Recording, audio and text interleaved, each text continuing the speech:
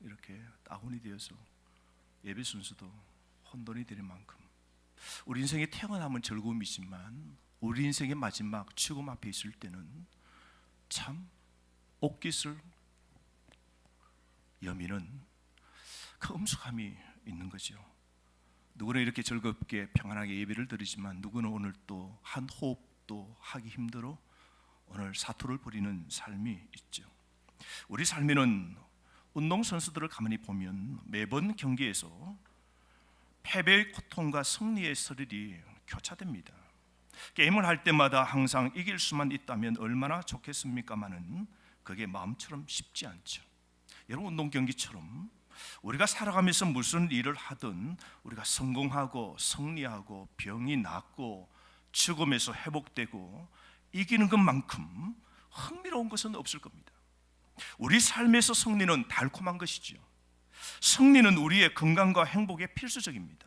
하지만 패배와 죽음은 우리 삶에 파괴적이고 우리 삶의 패배에 머물게 있도록 만들고 또 더불어 우리의 신앙도 파괴할 수 있는 겁니다. 우리가 영적으로 패배 가운데 걸어가는 것은 하나님의 뜻이 아니겠지만 우리가 사탄의 공격 그 한가운데서 일어나 승리 가운데 사는 것은 하나님의 뜻입니다. 오늘 이 본문의 말씀의 시, 내적 증거를 가만히 보면 이 본시는 다윗 왕의 초기 통치 시절에 기록된 시임을 우리가 알 수 있습니다. 오늘 이 시의 표절을 보십시오. 더 구체적인데요, 1절 말씀 보십시오. 여호와께서 다윗을 모든 원수의 손과 사울의 손에서 구원하시던 그날의 다윗이 이 노래의 말씀으로 여호와께 아뢰어 라고 그랬습니다. 모든 원수의 손 뭘까요? 구체적으로 블레셋을 비롯하여 모압, 암몬, 에돔, 헷 족속, 그 다음에 소바, 아말렉 이런 다윗의 적들이었겠죠. 그리고 사울의 손이 적이었답니다. 사울이 누굽니까? 장인어른이에요. 사울왕 생전에 사울왕으로부터 당했던 무서운 추격과 생명의 위협을 가리킵니다. 10년 동안 사울은 다윗을 죽이자고 10년 동안 괴롭혔죠. 여러분, 누구에게로부터 해코짐 당하는 걸 10년 한번 당하는 삶이라면 그 사람의 인생이 어떻게 되겠습니까?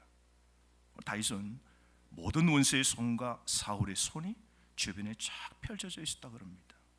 이처럼 다윗이 당한 이 죽음의 위험들은 너무 많은 것이죠. 다윗은 자신이 겪은 이 위험들을 시적으로 이렇게 표현합니다. 5절 6절 말씀 보십시오. 자신이 당한 인생의 고난을 어떻게 표현합니까? 우리 5절 6절 한번 읽어봅시다. 시작. 사망의 물결이 나를 애우고 불의의 창수가 나를 두렵게 하였으며 수월의 줄이 나를 두르고 사망의 올무가 내게 이르렀도다. 다윗의 고난을 이렇게 표현합니다. 사망이 뭐요? 물결처럼 자신을 덮었다 그래요. 수월의 줄이라 그래요. 이거는 지옥입니다. 지옥의 줄이 자기를 칭칭칭칭 감아서 인생을 지옥 바닥으로 끌어내리는 것처럼 인생의 고난과 고통을 당했다는 거죠. 가는 곳마다 올무가 있답니다. 적들이 놓은 덫이 있어요. 걸리면 죽이려고 하는 것이죠. 다윗 주변에는 수많은 올무, 적들이 놓아 함정에 빠뜨려 죽이려 하는 일들을 당했습니다. 불의가 창수처럼 자기를 덮었다고 그랬어요. 하지만 다윗은 죽을 위기에서 자신을 건져서 승리를 주시는 하나님을 찬송, 오늘 찬양, 감사로 오늘 이 시를 표현하고 있는데요, 다윗의 시는 분명히 하나님의 구원을 체험한 자만이 동감할 수 있는 찬송의 노래요, 신앙의 고백입니다. 저는 오늘 이 시가 이 아침 여러분이 하나님께 드리는 찬송의 노래요, 신앙의 고백이 되어지길 바랍니다.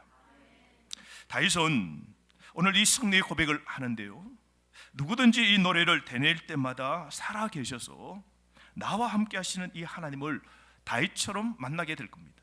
자, 그렇다면 우리가 나와 함께 하시는 이 하나님으로 인해서 우리가 어떻게 해야 우리가 승리 속에 살아갈 수 있을까요?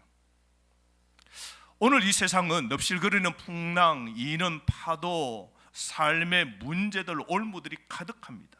이런 세상 속에서 우리는 어떻게 승리 속에서 살아갈 수 있을까요? 먼저 첫 번째로 결코 패배를 받아들여서는 안 됩니다. 따릅시다. 패배를 받아들이지 맙시다. 아마 여러분 우리 모든 성도님들, 우리들 대부분은 환난과 고난, 공격을 받고 그렇게 인생을 살며 포기하죠. 여러분, 남편으로부터 계속해서 고난당하고 욕당하고 남편이 밖으로 돌아다니고 곁눈질하고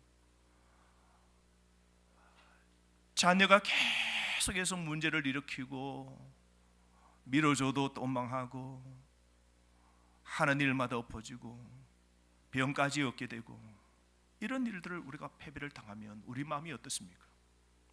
그런 고난과 공격 속에 우리가 내 영혼이 계속해서 그렇게 당하면 창수가 풍랑이 사망의 줄이 나를 뺑뺑 감아서 그렇게 계속해서 나를 끄집어 당기면 가정도 포기하고 싶을 겁니다. 남편 아내 이혼하고 싶고요, 자녀 두 분 다시 볼 마음 없고요, 직장과 세상 맛, 인생의 살맛이 다 떨어지는 것이죠. 그냥 털썩 삶의 자리에 주저앉아 그냥 땅바닥에 푹 앉고 싶죠. 기력이 다 빠져 인생을 포기합니다. 단지 패배감을 안고 쓰러져 꼼짝하지 않습니다. 먹는 것조차 힘들죠. 정말 우리가 패배의 인생의 삶의 문제를 당하면 살 소망이 없어서 먹는 맛도 여러분 얻게 되는 것입니다. 그런데 영적으로 또한 더불어 우리가 패배를 당하면 어떤 일이 일어납니까? 예배에 사모함 없습니다. 기도 안 합니다. 봉사의 헌신 줄어듭니다. 전도 어렵습니다. 헌금 헌신 아깝습니다. 성도의 뜨거운 교제 그 열정 식어버립니다. 성령 충만한 하나님의 은혜 구하지도 않게 되죠. 그러면 여러분 우리 삶은 어떻게 됩니까? 신앙이 주저앉게 된 겁니다. 오늘 여러분의 신앙은 어떻습니까? 오늘 활기차십니까? 신앙이 주저앉아 있습니까?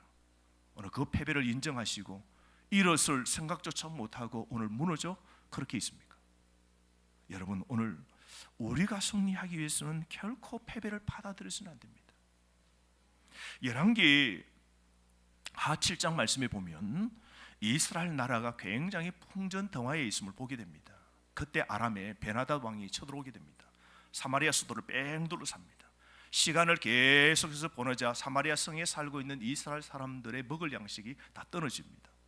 물도 떨어지고 양식도 떨어지고 양도 소도 다 잡아먹고 점점 떨어집니다. 나중에는요, 나귀의 머리는, 이게 옛날에는 값도 없었어요. 나귀의 머리는 먹지도 못했어요. 그런데 먹을 게 없어서 나귀의 머리도 굉장히 비싼 돈으로 팔릴 만큼 먹을 게 없습니다.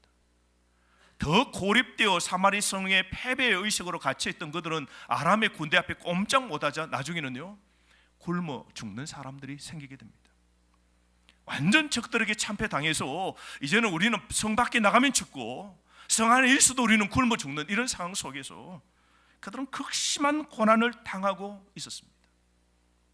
어느 날 그때 하나님께서 엘리사에게 이렇게 말씀하십니다.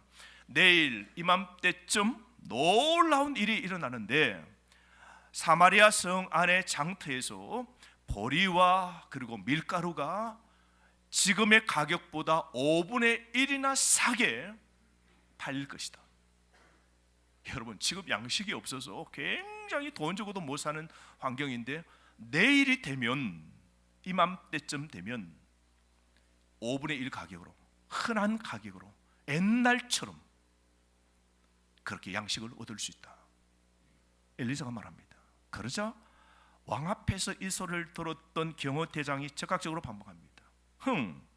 하나님께서 하늘의 창을 열고 곡식을 쏟아 부어지도록 하신들 그런 일이 일어날 수 없다고. 하나님이 곡식을 막 쏟아 부어줘도 가격이 아주 상갑으로 팔릴 그런 일이 일어나지 않을 거라고. 불가능이라고. 엘리사 선지자의 예언 그 진실성을 의심합니다. 선지자를 심하게 조롱하죠. 자, 이런 상황입니다. 선지자가 비전을 말하고 오늘 그 패배 의식에 쩌들어 있는 그들에게 하나님의 그 놀라운 소망의 약속을 던져도 그들의 반응이 없습니다. 그런데 그럴 때 문둥병, 나병에 걸린 환자 4명이 성 밖에 쪼그려 앉아 있습니다. 여러분, 전쟁이 나면 성 안에 들어가야 됩니다. 근데 이들은 어디 있어요? 성 밖에 거기에 주저앉아 있는 나병 걸린 환자들입니다. 왜요? 나병 걸린 사람은 격리입니다. 우리가 코로나 걸려서 격리를 하시죠. 나병이 걸리면 격리입니다. 성 안에 거주할 수 없습니다. 성 밖에 살아야 됩니다. 아내와 가족으로부터 다 분리죠. 그러므로 이들은 전쟁이 일어나도 보호받을 수 있는 성 안에 들어갈 수 없는 절망 속에 사는 사람들이죠. 자, 이들이 말합니다. 야, 우리가 지금 성 안에 들어가도 이 성에 지금 먹을 게 없고, 그렇다고 우리가 이렇게 털썩 바닥에 주저앉아 있으면 우리는 그대로 우리는 죽을 터이니 차라리 우리가 일어나서 저 적군 전지로 들어가서 우리가 먹을 걸 한번 찾아보자. 우리가 털썩 오늘 이렇게 포기하고 패배하고 오늘 절망하고 이 삶의 자리에 주저앉아 있지 말고 한번 일어나서 우리가 적진으로 우리가 가자. 그들이 죽이면 우리가 죽고 어쩌면 하나님 은혜로 살면 살 것이라. 그렇게 서로 말을 나눕니다. 그래서 그들이 큰 마음을 결심을 하고 해질 어두울 무렵에 아람 적군이 저 들녘에 꽉 천막을 치고 있는데 그쪽으로 전력 들키지 않도록 그렇게 적진 속으로 들어가게 됩니다. 근데 들어가니까 사람이 적군이 아무도 없는 겁니다. 아무도 없어요. 이 텐트도 없고 저 텐트도 없고 그 빽빽한 모든 적군들이 친 그 야영지에 주둔지에 군인들이 아무도 없는 겁니다. 보았더니 좀 전에 하나님께서 놀라운 일을 하셨는데요. 하나님이 이 아람 군대가 빽빽하게 둘러섰을 때 하나님이 갑자기 하늘에서 엄청난 소리를 내요. 전차와 말들이 막 달리는 소리와 수많은 군인들이 막 쳐들어오는 엄청난 소리를 하나님이 스테레오로 하늘에서 아람 군대에게 막 들리도록 하나님이 소리를 막 내신 거예요. 그래서 그들이 말합니다. 이스라엘 왕이 살기 위해서 저 밑에 애굽의 군대 용병들을 데려오고 북쪽에 가서 용병들을 사서 이제 엄청난 군대를 끌고 지금 우리를 향하여 쳐들어온다고. 우리가 여기 있다가는 끝장난다. 이 소리 들어보라고. 엄청난 전차와 말들이 달리는 소리 앞에 우리가 여기 있다가는 다 죽는다. 그리고는 겁이 나서 그들이 모든 걸 남겨두고 뿔뿔이 도주하면서 그들이 갖고 있는 천막과 말과 나귀들 모든 물건들을 다 두고 그들이 다 빠져나가 버린 겁니다. 그걸 모르고 나병에 걸린 사람들이 들어가서 찾아보니까 사람들은 한 사람 적군은 없고 먹을 건 가득 있고 나귀와 끌고 온 말과 짐승들도 있고 그들이 또 갖고 온 금은 폐물들도 가득하게 있는 겁니다.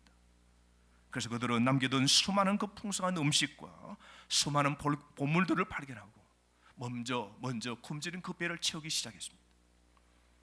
여러분, 하나님은 행동으로 옮긴 그들의 믿음에 이렇게 보답해 주신 겁니다. 사랑하는 성도 여러분, 하나님이 기적을 행하시는 것을 보고 싶어하는 사람들이 많지만 기적이 일어나기 위해서 결코 우리는 패배를 받아들여서는 안 됩니다. 하나님을 신뢰하며 기적을 기대하시기를 바랍니다. 우리 중에 많은 사람들이 베드로처럼 물 위로 걷기를 원하지만 풍랑이는 그 파도를 볼 때는 어떻게 해요? 우리가 주저합니다. 포기합니다. 하지만 사랑하는 성도 여러분, 아무리 지금 여러분의 상황이 낙심이고 절망이고 문제 해결이 없이 그렇게 보인다 할지라도 결코 패배를 받아들이지 말고 계속해서 주님을 신뢰하고 주님을 의지하시는 여러분 되시기를 바랍니다. 한번 따라 하실까요? Never give up. Never give up. 결코 포기하지 마십시오.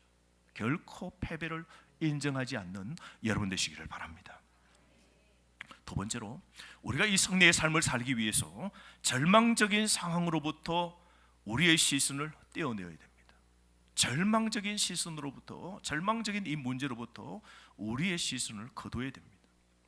여러분, 문제의 상황으로부터 눈을 떼고 승리를 주시는 하나님을 바라본다면 절망에서 희망으로, 낙심에서 용기로, 흑암에서 광명으로 옮겨지게 될 것입니다. 왜냐하면 오늘 본문 4절 말씀처럼 하나님께서 내 원수들에게 구원을 받으시도록 해주시기 때문입니다. 여러분, 여기에 구원을 받도록 해주신다, 이 원어적인 이 단어를 보면요, 이게 미완료입니다.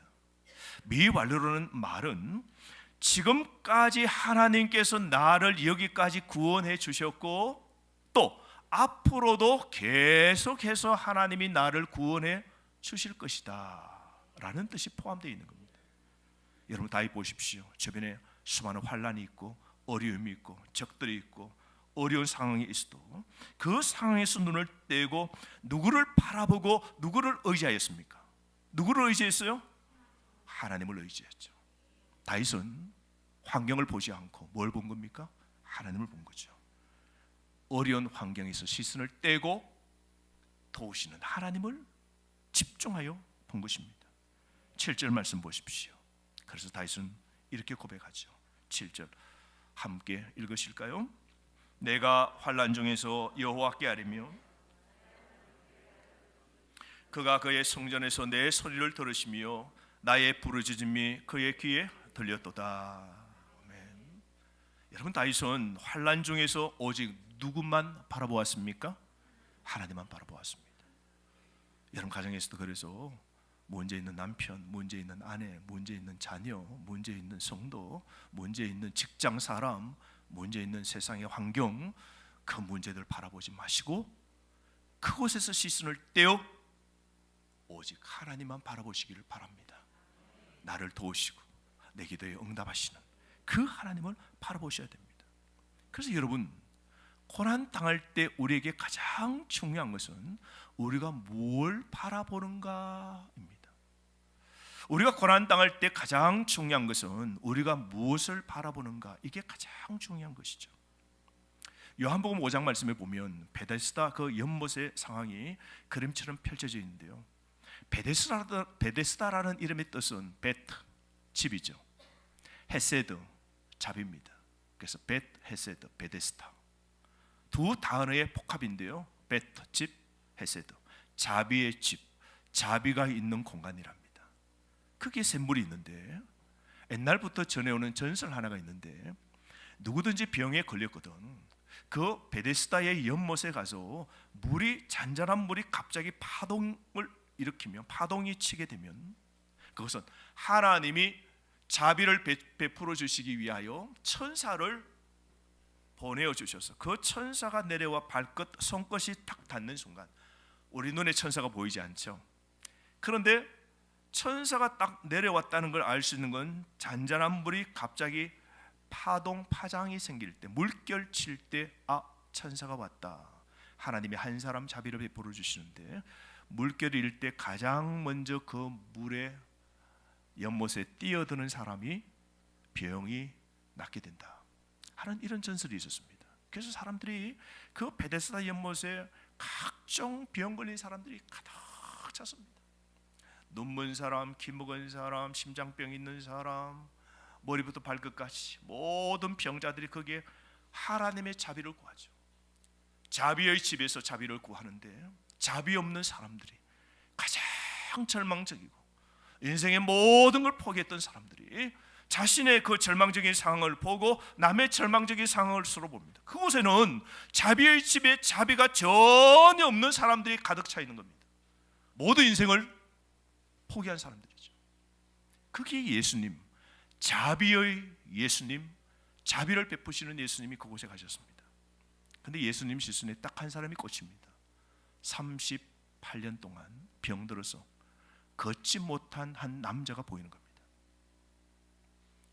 말이 여러분 38년이지 인생을, 반평생을 다 보는 것 아니겠습니까? 어쩌면 이 나이가 좀 중년이라면 거의 평생을 걷지도 못하고 위중병에 걸려 오늘 꼼짝 못하는 상황입니다.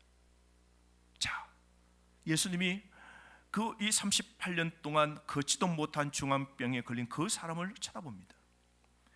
예수님은 딱 보니까 아시죠? 아주 오랜 세월 동안 병에 걸려서 그렇게 고생하고 있음을 아신 주님이 묻습니다. 당신 병 낫기를 원하시오? 라고 묻습니다. 그때 그 사람이 이렇게 대답하죠. 그때 자신의 절망적인 그 상황을 보고 있던, 또 주변의 그 절망적인 그 상황을 보고 있던 그 사람이 이렇게 말합니다. 물이 움직일 때 뛰어들기를 원하는 수많은 사람들이 안 보이십니까? 저 안 보여요? 저 걷지도 못하는 사람인데 물결이 친다 한들 제가 물 속에 들어갈 수도 없어요. 내가 들어가기 전 다른 사람이 먼저 뛰어 들어갈 것이고, 누가 날 하나 들어서 나를 그 물에 넣어줄 사람도 없습니다. 내 병요, 저는 낫지도 못할 것입니다. 이 병자는 뭘 봅니까? 자신의 절망을 보는 겁니다. 38년의 그 절망, 소망 없는 자신의 인생의 삶의 자리를 본 것이죠. 그리고 인생은 여기 와서 희망의 장소에 왔지만 그다지 희망을 꿈꾸지 않는 한 고백을 우리는 듣게 된 겁니다. 그때 예수님이 부정적인 자신의 상황에서 눈을 떼고 예수님 당신에게 집중하기를 요청하십니다. 그 사람에게 다른 상황을 보지 말고, 아니 당신의 지금의 상황을 보지 말고 나를 바라보라는 겁니다. 그러면서 예수님이 뭐라 그럽니까? 자리에서 일어나 걸어라 라고 말씀하십니다. 놀라운 일이 일어나죠. 그 말씀에 곧 즉시라고 그랬어요. 즉시 그 사람이 그 말씀하시는 예수님을 향하여 시선을 마주치고 그 말씀에 믿음을 갖고 깔았던 거적을 걷어 쥐고 걸어서 나가는 겁니다. 할렐루야. 사랑하는 성도 여러분, 오늘 여러분들도 자신의 힘든 상황에 초점을 맞추지 말고 일어나 걸어라 말씀하시는 예수님을 보시는 여러분 되시기를 바랍니다. 오늘 이 예배가 그런 겁니다. 예배는 하나님, 오직 하나님 바라보시는 거예요. 예배는 사람 보는 것 아닙니다.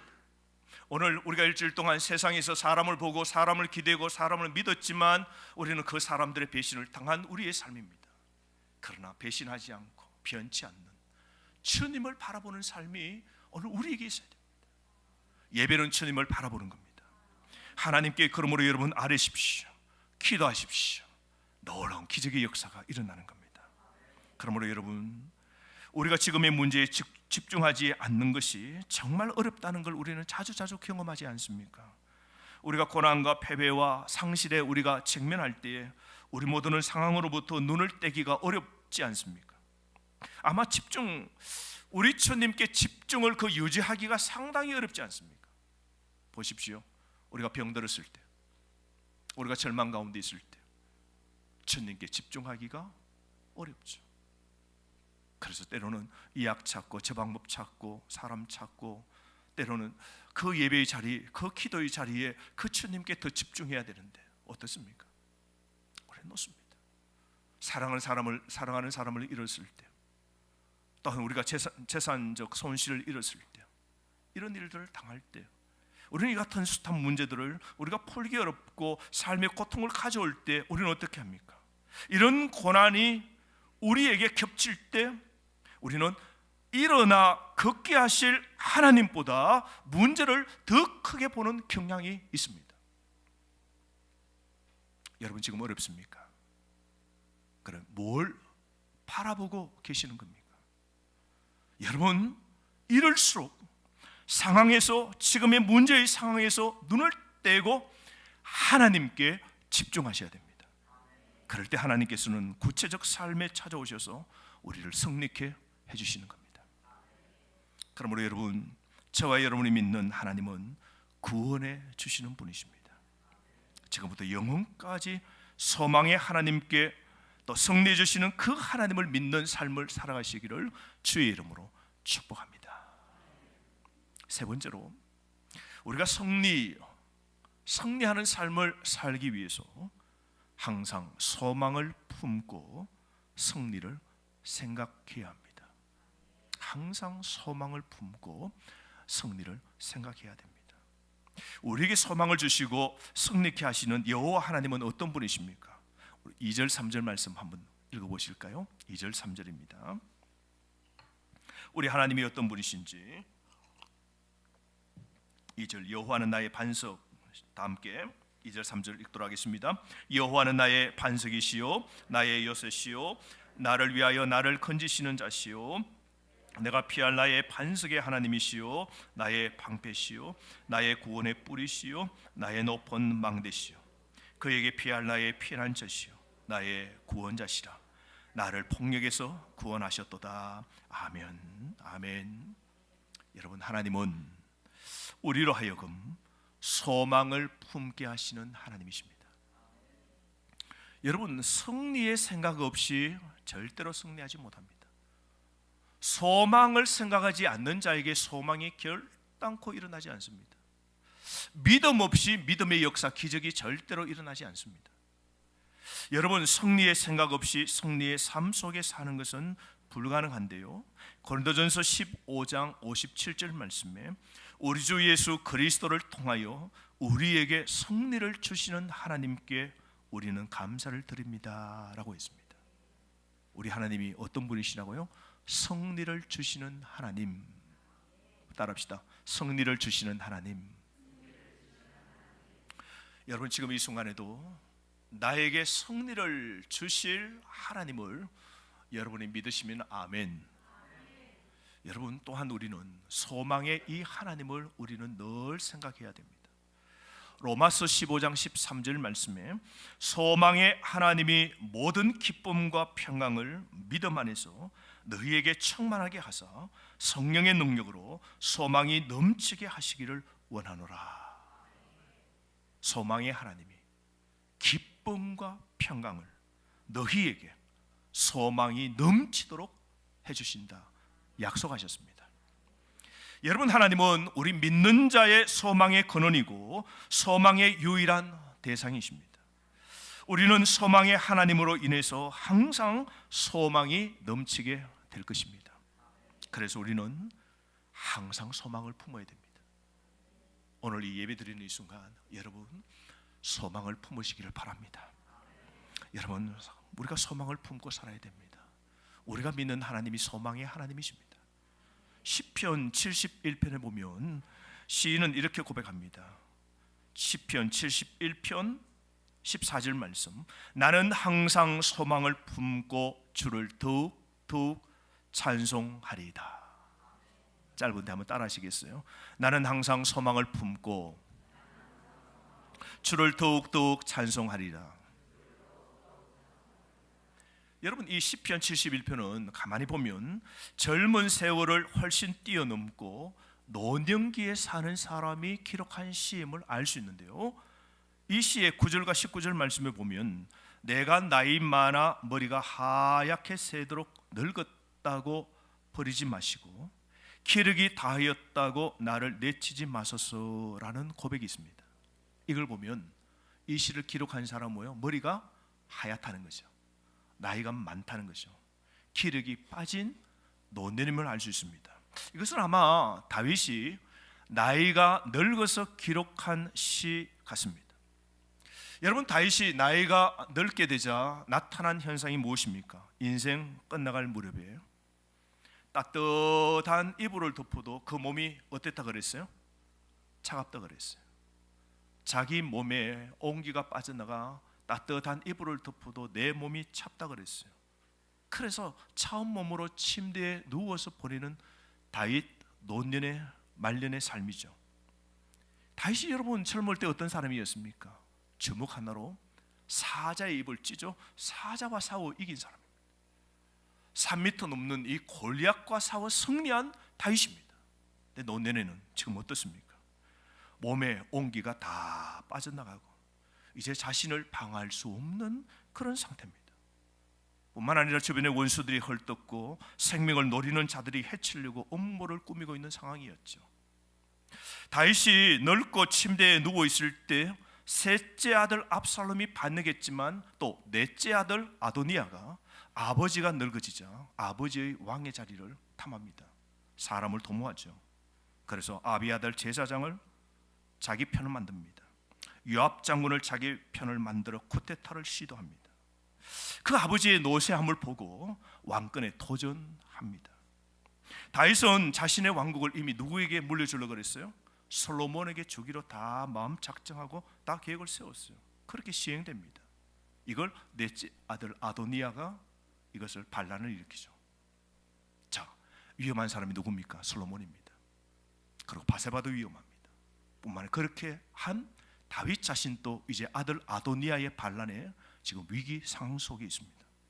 그런데 여러분, 놀라운 것은 이런 노년에 기력이 다 빠지고 머리가 하얗게 되고 넷째 아들이 반란을 일으켜 자신을 죽이려 그러고 자기의 하나님의 뜻으로 기름 부음 받아 자신의 그 뜻을 아들 솔로몬에게 이어서 하나님 나라의 유지를 계획을 다 세웠는데 이 계획을 무마시킬 사건의 일들이 일어나는 이 상황 속에 다윗은요, 이런 노년에 자신을 도울 수 있는 분은 단 한 분이라는 것을 깨닫게 됩니다.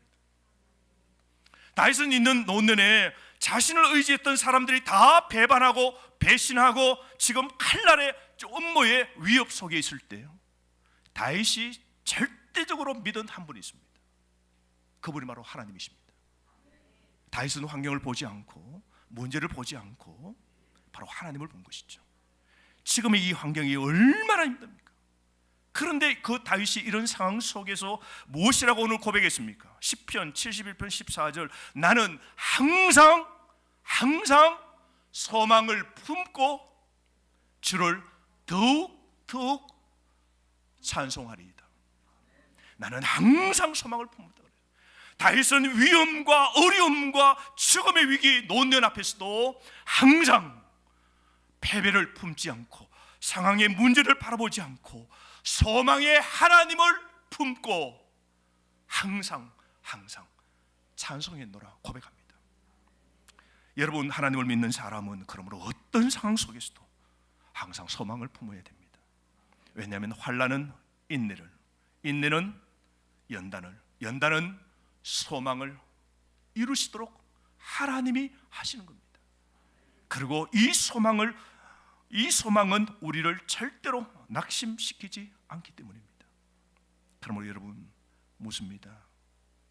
여러분은 이 소망의 하나님을 이 아침 믿으십니까? 여러분, 우리 하나님은 패배의 신이 아닙니다. 우리 하나님은 비관주의의 신이 아닙니다.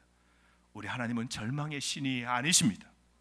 그래서 소망의 하나님은 절망과 어둠 속에 빠진 우리를 능력의 오른손으로 구원해 주실 수 있는 전지전능하신 분이십니다. 그러므로 이런 믿음이 있다면 여러분, 우리는 절망의 산에서도 희망의 돌을 따듬을 수 있는 겁니다. 여러분, 다윗처럼 검은 머리가 하얗게 되어지는 중년과 노년의 지금의 삶 상황일지라도, 여러분의 머리카락이 흰색으로 변할 때조차도 믿는 자에게는 피난처가 있고 믿는 자에게는 하나님의 목적이 있음을 믿고 항상 이 노년에도 하나님을 품고 믿음으로 소망으로 살아가시는 여러분 되시기를 바랍니다. 제가 지난주에 백홍배 장로님 병원 1인실에 계시는데 위독하시는 소식을 듣고 신방을 갖드렸습니다. 오래전에 한 달에 한 번 멀리 이사 가셔서 한 달에 한 번 첫째 주에 교회 오신다 하셔서 교회에 준 밥, 저에게도 좀 많은 밥, 그 밥을 드시는데 아주 맛있다면서 다 드시는 겁니다. 그러면서 하시는 말씀이, 목사님, 제가 일주일 동안은 밥을 못 먹어요. 밥맛도 없고 아무것도 못 먹는데 교회 밥 너무 맛 좋아요. 그러면서 오실 때마다 그 밥을 다 드셨어요. 그런데 한 2달 사이에 그냥 다 그렇지 않습니까? 다 연로하셔서 또 먼 거리 그러시다 싶었는데 몸의 기력이 너무 떨어지셔서 병원에 입원하셨다는 소식을 듣고 착각 달려갔습니다. 갔더니 저에게 말씀 안 하신 게 있었어요. 몸에 암이 퍼져서非常 힘든 가운데 있어요. 숨을 쉬시기 힘들어요. 폐에 암이 다 정복해서. 들어보니까 집에서도 산소 호흡기로 계시는데 그 산소도 집에서는 부족하고 해서 병원에서 호흡기를 달고 가족은 다 준비를 다 해요. 마음의 준비를 다 하셨어요. 참 건강하고 체구도 좋으신 그 장로님이 누워 계시면 그 침대를 붙잡고 마지막에 드릴 말씀은 믿음의 확신을 줘야 돼요. 장로님이 진짜 내가 믿는 우리 하나님을 믿으시는가, 그 고백이 필요한 것이죠. 장로님, 전지천능하신 아버지 하나님을 믿습니까? 목사님 믿습니다. 그의 유일하신 아들 예수 그리스도를 믿습니까? 믿습니다. 몸이 다시 사는 건 믿습니까? 믿습니다. 영생을 믿습니까? 믿습니다. 사도신경 12가지의 질문을 던졌습니다. 다 믿는다고 말씀하시면서 목사님, 이제는 내가 다 내려놓았습니다. 다 내려놓았습니다. 그러면서 하시는 말씀이, 목사님, 제가 목회를 힘있게 돕지 못해 죄송합니다. 제가 아니요, 장로님 아닙니다. 제가 어리고 힘들 때 잘하셨습니다. 장로님, 끝까지 소망의 하나님 붙잡으셔야 됩니다.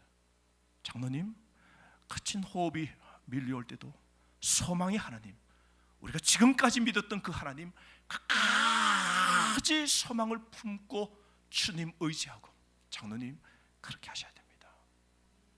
긴 이야기를 나누시고 손을 놓으면서, 목사님 먼저 가세요.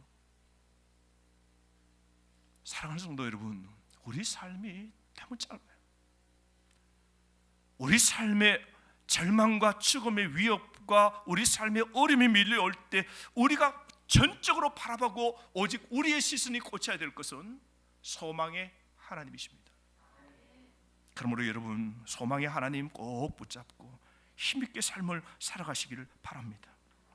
우리가 지금 우리 눈앞에 있는 우리의 두려움, 우리의 어려운 문제를 우리가 다 제거할 수 없지만 우리 자신 안에 있는 믿음을 쌓음으로써 우리의 문제를, 여러분의 문제를 극복하실 수 있기를 주의 이름으로 축복합니다.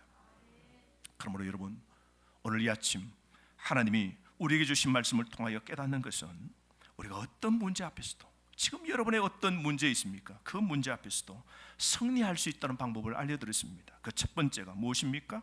결코 지금의 패배를, 지금의 실패를 받아들이지 마십시오. 두 번째, 절망적인 이 상황을 바라보지 마시고 오직 하나님만 바라보시기를 바랍니다. 세 번째, 항상입니다. 항상 소망을 품고 살아가시기를 바랍니다.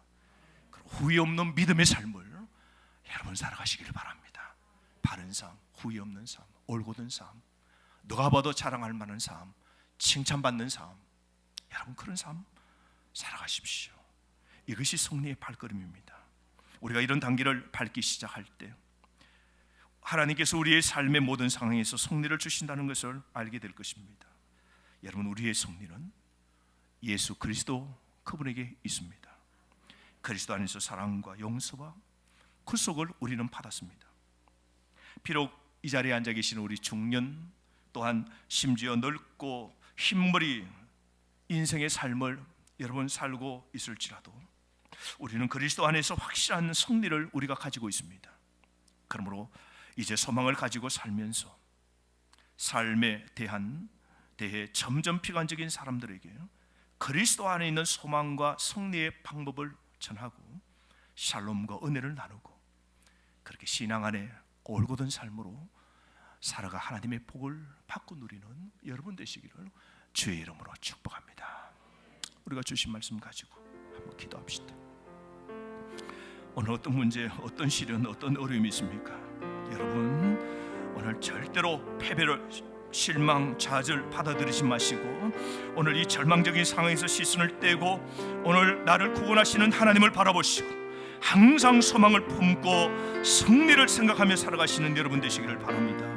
믿음으로 힘있게 살아가게 달라고, 오늘 문제도 이 상황도 극복할 수 있도록 하나님 파도를 잠잠케 해주시고 자비의 은혜를 내려달라고 이 시간 통성으로 기도하겠습니다. 아버지 하나님,